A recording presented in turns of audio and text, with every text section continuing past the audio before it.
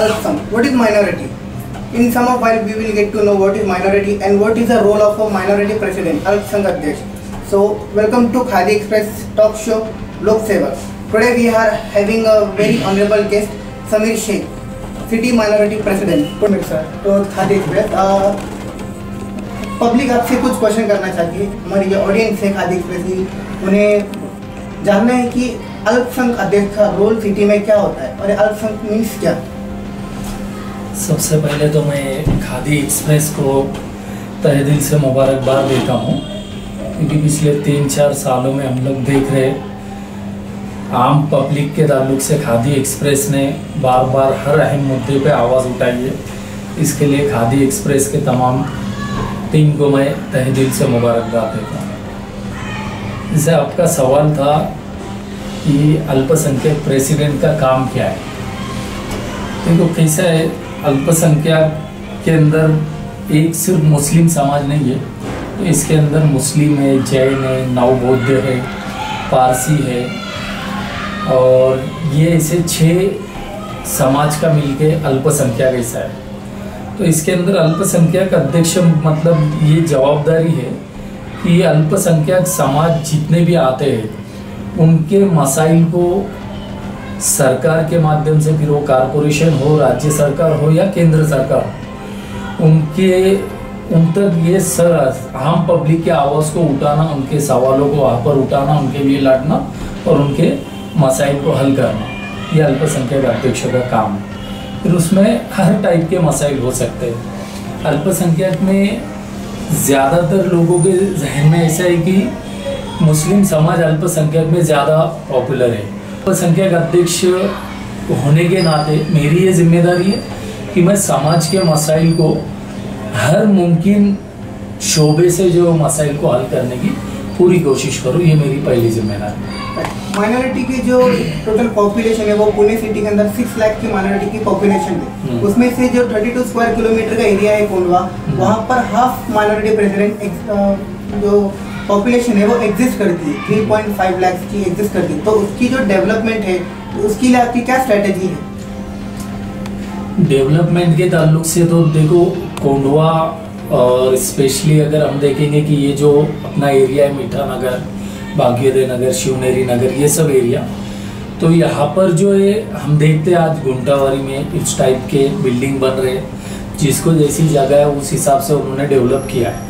तो ये छोटा मसला नहीं है कि फ़ौरन ये कुछ 1 हफ्ते में, 1 महीने में, 1 साल में रास्ते बड़े हो जाएंगे, ये सब चीज़ें, ये बहुत धीरे धीरे होने वाली चीज़ है, उसके लिए प्लान करना पड़ेगा। पिछली बार राष्ट्रवादी के 3 नगर सेवक यहाँ से चुनकर आए, आने के बाद में उन्होंने वाकई मैं उनकी तारीफ़ करूँगा, क्योंकि जो कोंडवा का हाल था 5 साल पहले, जो जगह जगह पे हमको कचरे के जो है हर कॉर्नर पे कचरा पड़ा हुआ दिखता था, आज वो हमको वहाँ पे देखने को नहीं मिल रहा। ये भी एक बड़ी अपॉर्चुनिटी है उस हिसाब से।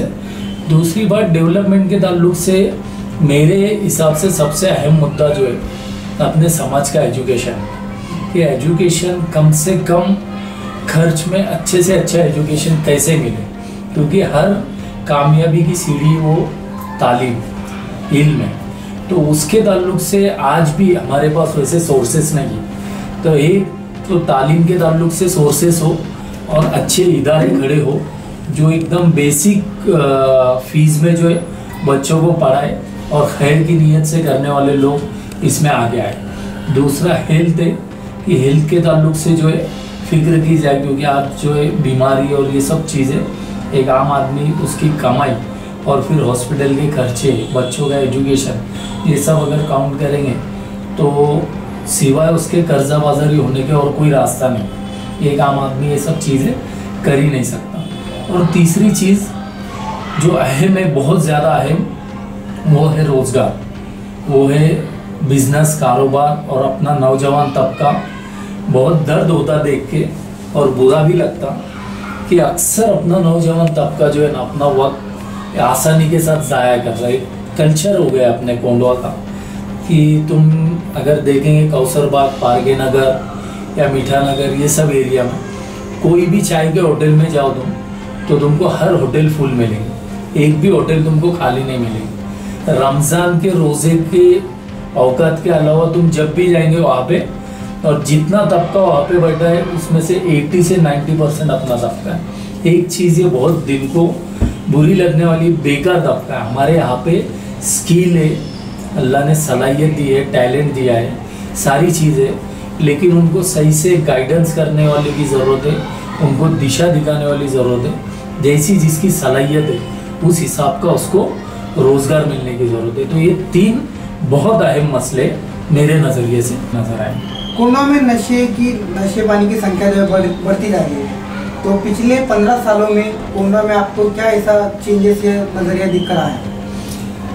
नशे का तो ये तुमने बहुत अहम मसला बताया कि आज हम लोग देखेंगे तो 14-15 साल की उम्र से लेके जो 22 साल की उम्र तक के बच्चे, नौजवान बच्चे नशे में मुब्तला हैं और ये सब जानते हैं। उसके ताल्लुक से अलग अलग तंजीमें, NGO, पॉलिटिशियन अपने अपने तौर पे मेहनत कर रहे हैं, लेकिन वो मेहनत बहुत मुख्तसर है। ये जो लड़ाई है बहुत बड़ी लड़ाई है, ये सबको इकट्ठे आके लड़ने वाली लड़ाई है। इस पे फिलहाल तो आज के वक्त में हाल का सबसे अहम मसला कोई है तो नशा मुक्त कोंडवा करना, ये सबसे बड़ा मसला। उस पे काम करने की बहुत ज़्यादा ज़रूरत है, लेकिन उसके लिए कोई भी राजकारण नहीं करते हुए सबने इकट्ठे आके बड़े पैमाने में वो मुहिम चला के जो है प्रशासन पे, पुलिस प्रशासन पे, स्टेट गवर्नमेंट पे और केंद्र गवर्नमेंट पे, ये सारी चीज़ों पे दबाव बनाना, मतलब ये चीज़ों पे एकदम स्ट्रिक्ट एक्शन लिया जाए और ये जितने भी कारोबार कर रहे हैं इनको सख्त से सख्त ऐसी सज़ा मिले कि इसके बाद आने वाली करने वाली की हिम्मत भी ना हो इस टाइप के कारोबार करने में। तो जैसे आपने बताया कि बेचने वाले खुलेआम बेच रहे हैं, नशा खुलेआम चल रहा है, तो इसमें रोक अब तक लग क्यों नहीं रही? नहीं लगने की वजह देखो, ये एक पूरा रैकेट है, ये कोई किसी एक बंदे का काम नहीं है कि उसको ना वो रोकने वाला कोई एक बंदा कर सकता। हाँ, इन्वॉल्व कौन कौन है उस पर तो अभी तहकीक करने की ज़रूरत है, उसके तह तक जाने की ज़रूरत है। और इन्वॉल्व कोई भी हो, वो किसी भी पार्टी का हो, किसी भी जात का हो, धर्म का हो, ये सब चीज़ें नहीं देखते हुए वो गुनहगार को उसकी सज़ा दिलाने के लिए सबने इकट्ठा, ये मैं अपनी भी कमज़ोरी समझता हूँ। ऐसे नहीं, मैं किसी को दोष नहीं दे रहा, मैं अपनी भी कमज़ोरी समझता हूँ कि मैंने भी अभी तक उस पर जिस तरह से काम करना चाहिए अब जब भी हम लोग पुलिस से मिलते हैं, यहाँ के कोंडवा पुलिस स्टेशन है या कभी कमिश्नर साहब से मिलना होता है, तो ये चीज़ों को लेके हम लोग उनसे बातचीत करते हैं, लेकिन ये उसका हल नहीं है। सबने इकट्ठे आकर अगर प्रेशर बनाए, तो पुलिस ने अगर ठान लिया तो अब तुम भी जानते और हम भी जानते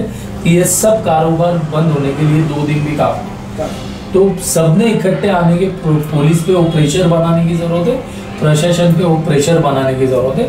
और ये मुहिम के अंदर मेरी अपनी ज़ात से जो भी ताउन रहेगा, मैं इंशाअल्लाह अपने ज़िंदगी का बहुत सारा वक्त इसमें देने के लिए तैयार है, क्योंकि हमारी कोई एक फ़र्द ज़ाया नहीं हो रहा तो उसकी पूरी नस्लें ज़ाया हो रही। तो एक बहुत अहम मसला है ये, वाकई आज के दौर का कोंडवा एरिया का सबसे ज़्यादा अहम मसला कोई है तो ये नशा है। इस पर रोक लगने की बहुत ज़्यादा ज़रूरत है और उस पर सबने इकट्ठे आके काम करें तो इंशाअल्लाह हो। कोंडवा की बात नहीं करते, अगर हम पूरी सिटी की बात करें कि जो भी यूथ इस नशे में मुब्तला है, अगर हम उनकी फैमिली से बात करेंगे या फिर कभी हम पर्सनली उनसे बात करेंगे, तो उनका कहना यही होता है कि काम नहीं है, काम नहीं रहने से घर की परेशानी है, घर के परेशानी की टेंशन से चलते वो उस नशे में मुब्तला हो गए। तो इसका मतलब ये भी देखने को मिलता है कि अनएम्प्लॉयमेंट भी ज़्यादा है, और खास करके माइनॉरिटीज़ के लिए, वो फिर कोई भी समझते हो, तो अनएम्प्लॉयमेंट की जो प्रॉब्लम है उसको कैसे सॉल्व कर सकते हैं? मैंने वही आपको शुरुआत में ही बताया कि 3 मसले सबसे ज़्यादा अहम हैं। एक तो एजुकेशन, दूसरा हेल्थ और तीसरा जो एम्प्लॉयमेंट। ये सब चीज़ों पे काम होने की बहुत ज़्यादा ज़रूरत है। इसके लिए देखो, मैं आज आपके मुलाकात में मेरा मिजाज बेबाक बात करने का है। इसके लिए मैं सिर्फ जिम्मेदार पॉलिटिशियन को नहीं कहूँगा, इसके लिए जिम्मेदार घर वाले भी उतने ही है और पॉलिटिशियन भी है, नहीं है ऐसा नहीं। क्योंकि जब कोई किसी को एक अपना उम्मीदवार चुन के देता है तो उसके पीछे उसके आज़ाइब रहते कि भाई ये बंदा जब चुन के आएगा तो हमारे मसाइल को लेके कारपोरेशन हो या स्टेट गवर्नमेंट हो या जो भी शोबा हो, उससे हमारे मसाइल हल करेगा और हमारे जीने का तरीका ही बदलेगा। ये उम्मीद से देते, लेकिन वो उम्मीद पूरी नहीं होती और दूसरी बात जो आपने बताई कि आज माँ बाप परेशान है, ये सब चीज़ें बिल्कुल सही है। देखो अपने इसके अंदर जो है ना भाई, एजुकेशन को लेके अब ये पिछले 10-15 सालों में जो है अवेयरनेस आई है, ये पिछले 10-15 सालों में। उससे पहले कोई इतनी इम्पोर्टेंट देता नहीं था एजुकेशन को, जो जितना पढ़ना चाहे पढ़े, बस 10वीं कर लिया तो काफ़ी था। चलो भाई अभी किधर तो भी देखो, फर्नीचर का काम देखो, वेल्डिंग का काम देखो, फैब्रिकेशन वाले के पास भेजो, गैरेज में भेजो और अपना एक हुनर सीख के बोले आगे कर। ये एक जनरल मिजाज था। लेकिन अब ये 10-15 सालों में अपने को हालात कुछ बदलते हुए नज़र आ रहे हैं। अपनी कौम भी कहीं ना कहीं एजुकेशन को लेके बहुत ज़्यादा जागरूक हो रही है। बहुत ज़्यादा खुशी की बात है। आज ऑटो ड्राइवर भी होगा ना तो भी वो अपने बच्चों को पढ़ाने के ताल्लुक से सीरियस है। तो ये बच्चों पे ध्यान नहीं देने की वजह प्रॉपर यही है कि एजुकेशन नहीं, बच्चे पढ़े नहीं, उस टाइप की उनकी एजुकेशन नहीं हुई कि उनको उस टाइप का जॉब मिले। आज बच्चा 10वीं 12वीं करके वो ड्रॉप आउट हो जाता है। 10वीं 12वीं के बाद उसको जिस हिसाब का जॉब मांगता वो मिलता नहीं, वो फिर जो मिला वो काम करता है। वो काम हमेशा बाकी नहीं रहता। 4 दिन काम पे जाएंगे, 15 दिन घर पे बैठेंगे। राइट, आपने जो पहला होता था एजुकेशन, वो आपकी बात बिल्कुल सही थी। क्योंकि लीडर्स जो होते हैं, जैसे हम पूरी तरह से पॉलिटिशियन को ब्लेम नहीं कर सकते, लीडर्स जो होते हैं वो कोई बाहर से नहीं आते, वो अपने में से कोई बनते हैं। तो लीडर्स हम चुने जो कि हमारा जो सोसाइटी का कुछ अच्छा करे, तो उसके लिए इंसान को जो है एजुकेटेड होना बहुत जरूरी होता है। तो एजुकेशन की तरफ से सरकार बहुत से फैसिलिटीज भी दे रही है, कर रही है। तो आप क्या पब्लिक को क्या मैसेज देंगे कि एजुकेशन क्यों इम्पोर्टेंट है और एजुकेशन करना कितना ज़रूरी है? तो एजुकेशन के ताल्लुक से ये बहुत अहम मसला तुमने शोएब भाई ये किए। एजुकेशन के ताल्लुक से हमारे समाज के 90% लोगों को पता ही नहीं है कि गवर्नमेंट से हमको क्या फैसिलिटी है। सबसे अहम मसला, एक हम लोग ओबीसी में आते हैं क्या नहीं आते ये पता नहीं। कितना सारा समाज है अपना वो सब ओबीसी में आता, सब यहाँ पे जो अपने यहाँ पे शेख ये सब है, ये कोई बस मतलब अपन ने स्वयं घोषित है, मतलब अगर बोलने का। लेकिन अगर देखा जाए तो ये सब ओबीसी में आते हैं। तो उसके लिए कुछ मेहनत की जरूरत है, अपने पुराने डॉक्यूमेंट लेना, पेपर वर्क करना। पेपर वर्क में भी हम लोग बहुत ज़्यादा पीछे। हमारे इल्ला माशाअल्लाह किसी के पास पूरे फैमिली के पूरे डॉक्यूमेंट्स अप टू डेट रहेंगे, नहीं तो हमारे सारे डॉक्यूमेंट्स में परेशान है। तो डॉक्यूमेंट्स अपने पूरे अपडेट कराए। हम लोग ओबीसी में आ रहे, VJNT में आ रहे, कौन से क्लास में आ रहे, उस क्लास के दाखले निकाल के लेना, उसमें खास सर्टिफिकेट बना के लेना, उसके लिए भागदौड़ करना, ये सब चीज़ मैं आज जो है हम लोग VJNT क्लास से आते हैं, ये बोलने में मेरे को कोई दिक्कत नहीं। यहाँ पे हम लोग शेख है, यहाँ पे पूना में आके हम लोग शेख है, लेकिन हम लोग प्रॉपर नाइकवाड़ी है, हम लोग प्रॉपर नाइकवाड़ी। तो आज तक के मेरे खानदान में किसी ने नहीं किया था, लेकिन मैंने मेरे पूरे डॉक्यूमेंट हमारे पूरे इवन 1920 से पूरे डॉक्यूमेंट्स मैंने निकाला। उस पर मैंने मेरे दाखले बनाए, मेरे बच्चों का, अभी मेरे भाई के बच्चों का, हम लोग सब वो कर रहे हैं। तो करने से सब होता है, इसके लिए मेहनत की ज़रूरत है, हमको वो लाइन पे सोचने की ज़रूरत है। अगर हम लोग उस क्लास में जाएंगे तो उससे रिलेटेड जितने भी बेनिफिट है वो सब हमको मिलेंगे। फिर एजुकेशन में मिलेंगे, नौकरी में मिलेंगे, सारी चीज़ों में मिलेंगे। घर बैठे नहीं मिलेगा ना भाई, उसके लिए अपने को कुछ करना पड़ेगा। तो इसके अलावा अब ये तो मैंने OBC VJNT वगैरह बताया। सेकेंड बात, जो ओपन कैटेगरी में आते हैं उसके लिए भी बहुत सारी योजना है। अभी हर साल जो है 70% OBC वालों को, जो बच्चे 70% से पास होते 10वीं 12वीं, उनको 15,000 रुपये, और 12वीं वालों को 25,000 रुपये, ओपन वालों के लिए 80+ के लिए।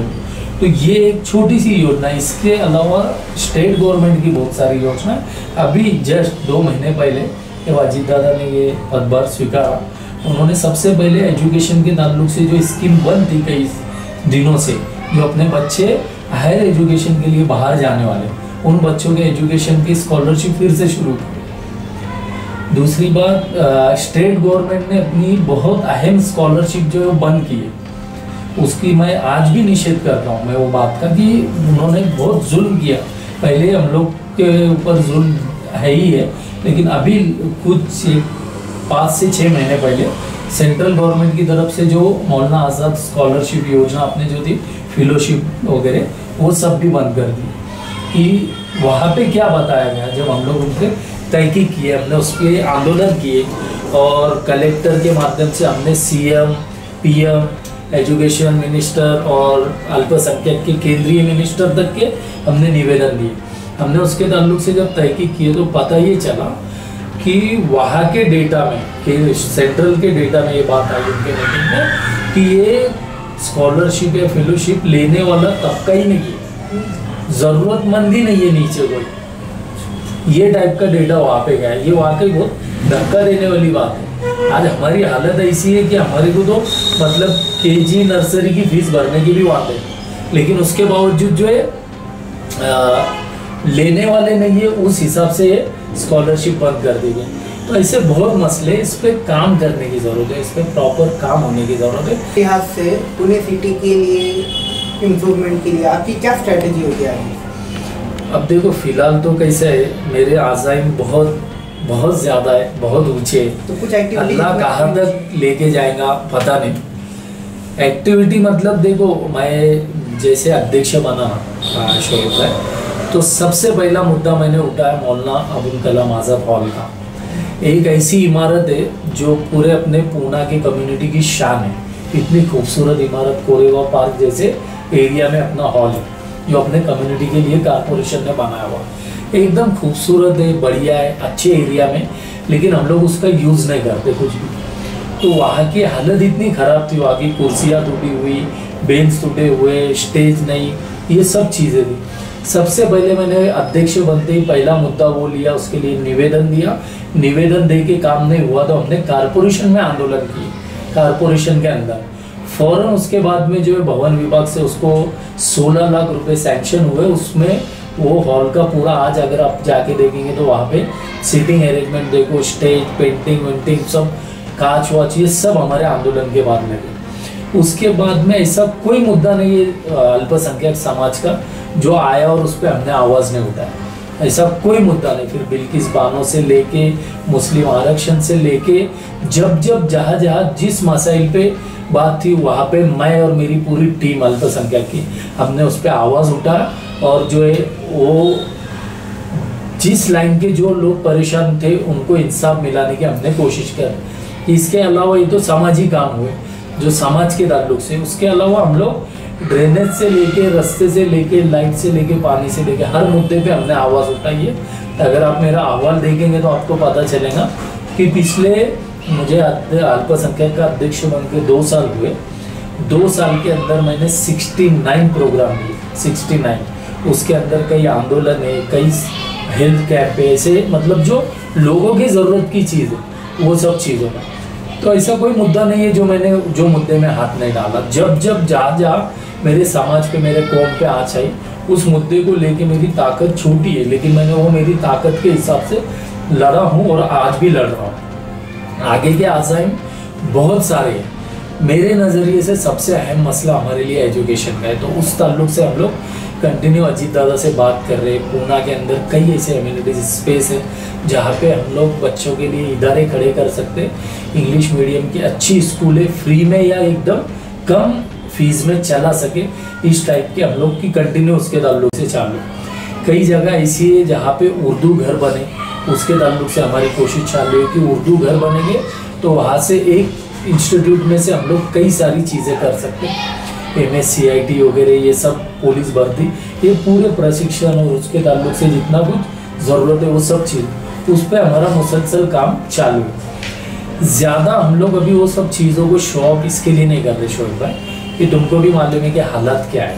आज हमारे समाज के ऊपर जो है कुछ समाज कंटक लोगों की, कुछ हिंदुत्ववादी संगठनों की बहुत ज़्यादा नज़र है कि जहाँ पे भी देखते हैं कि हम लोग समाज के लिए कुछ एक्टिविटी करना चाह रहे हैं तो पहले ही जाके वहाँ पे कुछ ना कुछ रोड़े डाल दें। इसके लिए मैं पिछले 4-5 महीने से जो है ना ज़्यादा फेसबुक लाइव या ज़्यादा पोस्ट ये सब चीज़ें डाला हूँ, क्योंकि अपना मकसद काम होना है, मेरा नाम हो, मैं बड़ा हो, लोगों तक पहुँचे, ये इम्पोर्टेंट नहीं है। जो काम करता है अल्लाह उसको पहुँचाता भी है और उसको बड़ा भी करता है, ये अल्लाह का ज़ाब्ता है।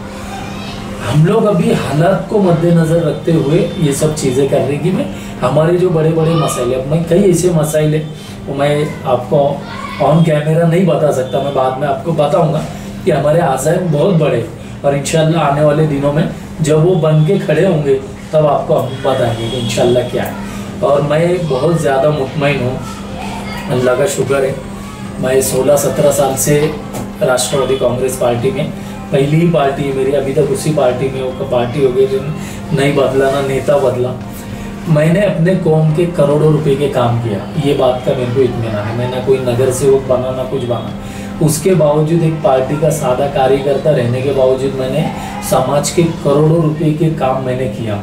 मोमिनपुरा कब्रिस्तान जैसा अहम मसला अल्लाह ने मेरे से वो काम लिया, वंदना दाई चौहान के फंड में से, अजीत दादा के माध्यम से मैंने वो काम करा। तो आज पश्चिम महाराष्ट्र का वो सबसे बेहतरीन कब्रिस्तान है, जो मैंने पूरा 2 साल वहाँ पे खड़े रह के वो कब्रिस्तान किया। इसके अलावा कई मस्जिदें, मदरसे, उनसे मैं जुड़ा हूँ, उनके ताल्लुक से मेरे काम पहले भी चल रहे थे, अभी भी चल रहे हैं और आगे भी इंशाल्लाह मौत तक चलते रहेंगे। काम इतना है शोएब भाई कि ज़िंदगी बहुत छोटी है, अगर 10 ज़िंदगी भी मिले ना तो भी कम है। अपने मसाइल इतने ज़्यादा हैं, बहुत ज़्यादा काम करने की ज़रूरत है। इसके लिए क्या है ना, एक सब तबके के लोगों ने इकट्ठे आके एक ऐसा NGO, एक तंजीम ऐसी बने जो खालिस अल्लाह को राज़ी करने के लिए और अल्लाह को सामने रख के काम करने वाली एक तंजीम बने, और फिर इसके ऊपर ये सब मसाइल पे काम करेंगे तो इंशाल्लाह अपने मसले हल होंगे इंशाल्लाह। जैसे कि आपने बताया, अब कई सालों से NCP की तरफ से ये ना पार्टी बदली, ना नेता बदला, राइट, नगर सेवक नहीं बनी, बट आगे आपके प्लान है, मे बी इलेक्शंस वगैरह आप करेंगे? आगे मेरे प्लान तो है काफ़ी बड़े, पता नहीं अल्लाह कहाँ तक लेके जाएगा। मेरे को भी लगता मैं आमदार बनना, लेकिन मालूम नहीं समाज के जो नए बच्चे जो 20, 22, 24, 25 साल के बच्चे जो पॉलिटिक्स में आने की ख्वाहिश रख रहे आ रहे, तो उनको भी इस लाइन में, फील्ड में कैसे वो एकदम परफेक्ट बने, उस लाइन से भी हमारे कुछ प्लान हैं। जैसे वक्ता प्रशिक्षण शिविर, ये सब चीज़ें हम लोग उस पर अभी काम कर रहे हैं। तो आने वाले दिनों में इंशाल्लाह मुसलसल ये सब चीज़ें चलेंगी और करने की बहुत ज़्यादा ज़रूरत है, लेकिन सब ने इकट्ठा आने की। क्या है ना, हमारे यहाँ पे मसला बहुत है, हमारे कौम में ही नहीं सभी कौम में है कि आगे बढ़ने नहीं दिया जाता, या फिर एक दूसरे की खींचातानी, और इसमें कौम का बहुत बड़ा नुकसान हो रहा। लीडरशिप भी नहीं बढ़ रही और कौम का नुकसान। एक टाइम था हम लोग कारपोरेशन के हाउस में 13 से 14 नगर से होते, आज वो घटते घटते हम लोग 5-6 पे आ गए। ऐसे ही चलता रहा तो आने वाले दिनों में और भी मुश्किल हो जाएगा। तो ये सब चीज़ों पे भी काम करने की ज़रूरत है। जो काम करने वाला है उसके पीछे मजबूती के साथ खड़ने की ज़रूरत है, और जो काम नहीं कर रहे उनको साइड में करने की ज़रूरत है। तो ये सब चीज़ें कौम ने करना होता है। ऐसा सब चीज़ें पॉलिटिक्स पे छोड़ के हम अकेले हो जाए या हम लोग अलग हो जाए तो ये नहीं होगा, और दोनों चीज़ें बराबर चलना होगा। तो फिर परिवर्तन तभी आता है जब समाज और पॉलिटिक्स और ये सब चीज़ें मिल के चलेंगे, एक दूसरे के कोऑर्डिनेट में चलेंगी, तो आगे उसका रिजल्ट आता है। इसके लिए बहुत ज़्यादा ज़रूरत है। तो इंशाल्लाह उसके ताल्लुक से हम लोग हर मुमकिन कोशिश कर रहे हैं। हर एक चीज़, अभी अजीत दादा BCM है, महाराष्ट्र के उप मुख्यमंत्री, पुणे ज़िला के पालक मंत्री, तो हम लोगों के हम हर मसाइल को, छोटे बड़े मसाइल को उनके पास लेके जाके बैठते, तो वो हमारे लिए एक बहुत बड़ा प्लस पॉइंट ये है कि अजीत दादा जैसा नेता है हमारा, कि कोई भी मसला हो, अगर वो काम सही है तो वो ऑन द स्पॉट करने वाला, वो हर पार्टी के लोग जानते हैं उनके मिजाज को, तो वो काम करते हैं। तो उससे हमारा भी कॉन्फिडेंस बढ़ रहा है, लोगों के भी काम हो रहे हैं। तो ऐसे ही आगे और बड़े मसाइल पे इंशाल्लाह काम करेंगे, उसके ताल्लुक से हमारी कोशिश है। एक ऑफ टॉपिक बात पूछना चाहूँगा, जैसे कि आपने बोला कि इलेक्शन के लिए टाइम है, तब तक धूमधाम बहुत होगी अभी। तो रिसेंटली अभी एक पूरे वर्ल्ड वाइड में मसला चला है पैलेस्टीन इजराइल का।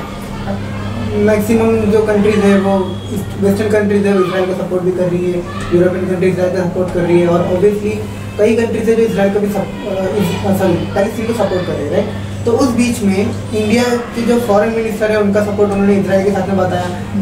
स्टार्टिंग में हालांकि इंडिया ने इसराइल का समर्थन किए थे, बट एट द एंड उन्होंने पैलेस्टीन का सपोर्ट बताया। रिसेंटली पुणे में एक रैली हो गई थी जिसके सपोर्ट उन्होंने इसराइल का बताया। तो इसका क्या मोटिव क्या होगा और किस लिहाज से करने की कोशिश की गई? नहीं देखो, हम लोग ये सब चीज़ें जानते हैं। सबसे पहले तो ये सब फ़लस्तीन और इज़राइल के ताल्लुक से जो तुमने सवाल पूछे, ये इंटरनेशनल लेवल का सवाल है, लेकिन फिर भी हम भी जानते हैं, आप भी जानते हैं, इसके ताल्लुक से तो बात करेंगे तो 10 घंटे भी कम है। असल में सीधी बात अगर मुख्तसर में बोला जाए तो इज़राइल ये जालिम है और वो सब जानते, पूरी दुनिया जानती है। लेकिन एक अभी स्ट्रैटेजी बनते जा रही है, मतलब मुसलमानों को हर लाइन से परेशान करना, उनको तकलीफ देना, और जो जितनी ज़्यादा तकलीफ देगा वो उतना ज़्यादा हीरो बनेगा, फेमस होगा, ऐसे टाइप का एक मिजाज चल रहा है। तो अपने इंडिया में भी और बाहर मुल्कों में भी कई जगह पे तो बस मुसलमानों को तकलीफ पहुंचा रहे, इसके लिए हम लोग का उनको सपोर्ट है। ये हालांकि ये बेवकूफ़ों को अगर पूछेंगे नहीं रैली वगैरह करने वालों को, तो इनको पता भी नहीं रहेगा कि क्या इजराइल है, क्या फिलिस्तीन है, इनकी हिस्ट्री क्या है, क्या कॉमन सेंस है।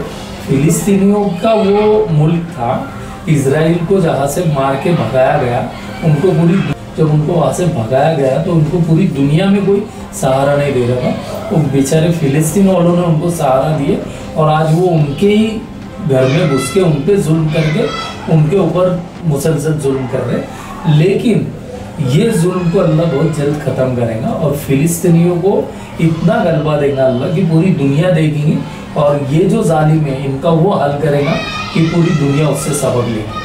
दूसरी बात, जैसे आपने बताया कि यहाँ पे कुछ रैली वगैरह निकली, 2014 के बाद में हम देख रहे कुछ अंधभक्त बेवकूफ़ किस्म की एक अलग जमात यहाँ पे खड़ी हो गई, जो हर वो मुमकिन कोशिश करते कि मुसलमानों को तकलीफ देना, मुसलमानों को नीचा दिखाना, गाली देना, बस उनको वही एक काम समझ में आ रहा। उनको बेवकूफ़ों को अक्ल ये नाम की चीज़ ही नहीं है, कोई ना उनका स्टडी है और कोई बहुत ज़्यादा पढ़े लिखे बेवकूफ़ है और अंधभक्त है। तो वो एक ऐसी जमात अपनी दिन ब दिन बढ़ते जा रही हर वक्त में कि वो मुसलमानों के खिलाफ मुखालिफ में जो कुछ कर रहे। वो नीतीश राणे बेवकूफ़ वो आया अभी बीच में आके, उसने पूना का वातावरण ख़राब करके गया। तो उस वक्त में भी हम लोग काफ़ी लोग, कम से कम 200-250 लोग कमिश्नर के पास जाके उनकी कंप्लेंट भी किए थे कि उसके ऊपर कार्रवाई करो। अजीत दादा से भी बोले थे, अजीत दादा ने फिर वो मिलिंद एकबोटे पे वगैरह गुना भी दाखिल हो गया उसके ऊपर। तो क्या हुआ है ना, एक फैशन हुआ है अभी, एक मोहल्ला, एक कोई भी एक जगह, एक बस्ती है, वहाँ पे अगर किसी को फेमस होने का, कुछ करने का ना, तो उसने अभी एक फैशन बनाया क्या करने का, किधर मुसलमानों का मकतब है, किधर मस्जिद है, किधर क्या है, उधर जाने का, उधर थोड़ा सा विरोध करने का, अपना कुछ तो भी उल्टे सीधे नारेबाजी करने का, और उसके ऊपर फिर उसके समाज के लोग उसको उठा के पकड़ेंगे और मुसलमान समाजों में को विरोध कर रहा है इसके लिए उसको हीरो बनाएंगे। ऐसा उसकी समझ है, लेकिन वो गलत है। उसकी जो समझ है ये वो बहुत ज़्यादा गलत है। ये सेकुलर मुल्क है और सेकुलर ही रहेगा। इसके आज़ादी से लेके, आज़ादी के पहले से लेके अब तक यहाँ पे जो है गंगा जमनी तहजीबी चली और इंशाअल्लाह ता क़यामत तो वही चलेगा। ये कोई आएगा जाएगा, ऐसे कई आए और गए। इसके जो संविधान है उसको धक्का लगा भी नहीं और आगे भी नहीं लगाना इंशाअल्लाह। ये जो बेवकूफ़ों की जमात है हर दौर में होती है, ये कोई पहली बार नहीं होती। ये आते जाते रहते, बरसाती मेंढक है। अब वो थोड़ा सा किधर से हवा मिलती, इनको किसी का भी सपोर्ट नहीं, किसी का कोई इनको पूछता भी नहीं और किसी का इनके चिल्ला पुकार करने से कुछ होता भी नहीं। और ये चवन्नी छाप लोग हैं मेरे नज़रिए से। मैं तो इनको इतना चिल्लर समझता कि ये औकात ही नहीं, इनके बारे में बात भी ना करें, ये वो कैटेगरी के लोग। और आने वाले दिनों में इनको इनकी जगह पता चलेंगे इंशाल्लाह। राइट, तो यही मतलब था, यही मकसद था कि ये बेवकूफ़ लोग हैं, इनके ऊपर ज़्यादा ध्यान ना दिया जाए, क्योंकि अभी रिसेंटली उन्होंने जो पब्लिसिटी स्टंट की ज़बरदस्ती किया था जिसका कुछ मोटिव नहीं है, हालांकि उनका कुछ रिलेट भी नहीं करते, वो भी जो उन्होंने स्टंट किया और टाइम पे जय हिंद जय इजराइल, तो वो जस्ट एक सिर्फ एटमोसफेयर खराब करने का एक स्टंट था। बाकी कुछ नहीं, तो उसको इग्नोर कर दिया जाए, क्योंकि ऑडियंस या पब्लिक से काफ़ी डिस्टर्ब हो गए थे।